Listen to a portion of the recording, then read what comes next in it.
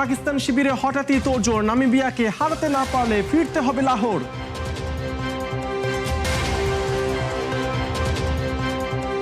বাংলাদেশের ক্রীড়াঙ্গন পাবে সাফল্যের দেখা, যুব ও ক্রীড়া প্রতিমন্ত্রী হয়ে আমিনুল হকের সাফ কথা।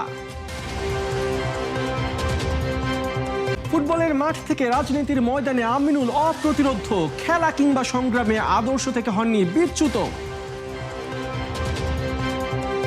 মাঠের বাইরে অনেক নাটক করা পাকিস্তান বিশ্বকাপে যেন খাদের কিনারায়। বুধবার সালমান বাবরদের বাছা মরার লড়াই, নামিবিয়ার বাধা টপকাতে না পারলেই ফিরতে হবে লাহোরে। যদিও বৈচিত্র্যময় স্পিনার উসমান তারিক আত্মবিশ্বাসী, প্রেস কনফারেন্সে বলেছেন টানা ভালো খেলে ট্রফি নিয়ে দেশে ফেরা তাদের লক্ষ্য। কথায় আছে যত গর্জে তত বর্ষে না। এবারও কি টি-20 বিশ্বকাপের গ্রুপ পর্ব থেকে বিদায় নিতে হচ্ছে সালমান, বাবর, আফ্রিদিদের? বাংলাদেশের ইস্যু ব্যবহার করে বিশ্বকাপ শুরুর আগে আইসিসি ও বিসিসিআইকে চাপে ফেলে আসল খেলাটা খেলে যেন তৃপ্তির ঢেকুর তুলেছে পাকিস্তান ক্রিকেট। বিশ্বমঞ্চে 22 গজের লড়াইয়ে নামতেই ওরা বড্ড নাজুক। চিরপ্রতিদ্বন্দ্বী ভারতের কাছে 61 রানের বড় ব্যবধানে হেরে মেইন ইন গ্রিন বিপর্যস্ত। ওদের কফিনে কি শেষ পেরেক ঠুকে দিতে পারবে আফ্রিকার দেশ নামিবিয়া? কি একটা অবস্থা! ক্রিকেট মাঠেও পাকিস্তানিদের চোখ রাঙানি দিচ্ছে, ভয় দেখাচ্ছে, চাপে ফেলছে আমেরিকা, যুক্তরাষ্ট্র।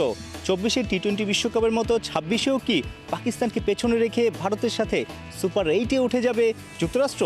অলরেডি যুক্তরাষ্ট্র তাদের 4 ম্যাচ খেলে ফেলেছে, 2টো জয়, 4 পয়েন্ট।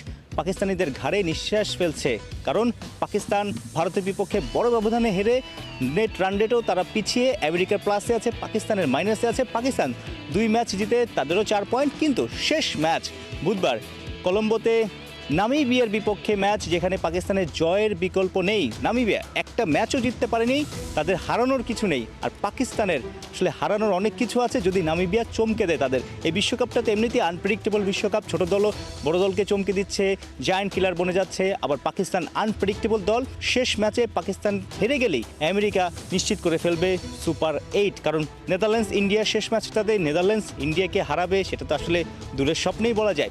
সেই জায়গাটাতে এই গুরুত্বপূর্ণ ম্যাচে পাকিস্তানের বেস্ট ইলেভেনটা কেমন হবে অনেক আলোচনা হচ্ছে, অনেক সমালোচনা হচ্ছে বাবর আজম, শাহিন শাহ আফ্রিদিকে নিয়ে। 2 সিনিয়র ক্যাম্পেইনার, তারা ঠিকঠাক পারফর্ম করতে পারছে না, বিশেষ করে পেস বোলিংয়ে। নতুন বলে শাহিন শাহ আফ্রিদি বা পুরাতন বলে শেষ দিকে যেভাবে বেমক্কা মার খাচ্ছে, ভারতের বিপক্ষে 4 ওভারের কোটাও পূরণ করতে পারেনি, 2 ওভারেই 31 রান দিয়েছিলেন। বাবর আজম ভারতের বিপক্ষে খুব বাজে শট খেলে আউট হয়েছেন। প্রেস কনফারেন্সে এমন প্রশ্ন উঠেছে, অর্থাৎ বাবরের জায়গায় ফখর জামানকে খেলানো যায় কিনা, শাহিন শাহ আফ্রিদিকে ড্রপ দিয়ে নাসিম শাহকে বেস্ট ইলেভেনে রাখা যায় কিনা। পাকিস্তান বিশ্বকাপটা জমিয়ে রাখতে হলে তাদের জয়ের বিকল্প নেই। শেষ ম্যাচটা জিতে কনফিডেন্ট নিয়ে তারা আসলে সুপার 8-এ উঠে অনেক দূর পর্যন্ত যাবে। উসমান তারিক প্রেস কনফারেন্স এসে সেই স্বপ্নটার কথাই বলেছেন। এই শেষ ম্যাচ নিয়ে তাদের এত ভাবনা নেই, তারা কনফিডেন্ট। ফাইনাল নিয়ে ভাবছে, প্রতিপক্ষ যেই আসুক সেমিফাইনাল ফাইনাল ডিঙিয়ে তারা ট্রফি নিয়ে দেশে ফিরবে, এরকম সাহসী কথাই বলে গেছে প্রেস কনফারেন্সে পাকিস্তানের যে মিস্ট্রিয়াস স্পিনার উসমান তারিক। শপথ নিয়ে অ্যাকশন শুরু নয়া যুব ও ক্রীড়া প্রতিমন্ত্রী আমিনুল হকের। বিসিবি ভার্সেস সাংবাদিক অলিখিত টি-20 ম্যাচ আর নয়, দায়িত্ব নেওয়ার পর প্রথম সংবাদ সম্মেলনেই নিলেন তড়িৎ সিদ্ধান্ত। কেবল ক্রিকেট ফুটবল নয়, দেশের সব খেলাধুলায় পাবে সমান গুরুত্ব। গোলপোস্টের অতন্দ্র প্রহরী থেকে বাংলাদেশের খেলাধুলার ক্যাপ্টেন আমিনুল হক শপথ গ্রহণের পরপরই তিনি বসে থাকেননি, ঠিক সংসদ থেকেই তার দায়িত্ব শুরু হয়েছে। বাংলাদেশ কেন ভারতে বিশ্বকাপ খেলতে যেতে পারেনি সেটা নিয়ে সংসদ ভবনে আলোচনা করেছেন। আমি আজকে শপথ গ্রহণ অনুষ্ঠান থেকে আসার পরেই আমাদের সংসদ ভবনে ইন্ডিয়ার ডেপুটি হাই কমিশনারের সাথে আমার দেখা হয়েছিল। অ্যাবাউট দিস রিজন আমি তার সাথে কথা বলেছি এবং সেও খুব ফ্রেন্ডলি, আমিও তার সাথে খুব ফ্রেন্ডলিভাবে বলেছি যে আমরা দ্রুতই এই সমস্যাটি আলোচনার ভিত্তিতে নিরসন করতে চাই, কারণ আমরা চাই যে আমাদের পার্শ্ববর্তী সকল দেশের সাথে যাতে আমাদের একটি বন্ধুত্বপূর্ণ সম্পর্ক থাকে। সেটা খেলাধুলা থেকে শুরু করে সব সেক্টর নিয়ে আমরা একটি আন্তরিক পরিবেশ গড়ে তোলার মাধ্যমে আমরা একটি সৌহার্দ্যপূর্ণ সম্পর্ক গড়ে তুলতে চাই। বাংলাদেশের খেলাধুলায় এই মুহূর্তে সবচেয়ে বড় সমস্যার নাম বিসিবি, যেখানে সাংবাদিকদের সঙ্গে বিসিবির একটা দূরত্ব তৈরি হচ্ছে। তবে যুব ও ক্রীড়া প্রতিমন্ত্রী আমিনুল হক কথা দিয়েছেন এই দূরত্ব আর থাকবে না, সাংবাদিকদের সঙ্গে বিসিবির কোনো বাধা তৈরি হবে না। সেখানে আমিনুল হক ইনস্ট্যান্ট তার সংবাদ সম্মেলনে অ্যাকশন নিয়েছেন।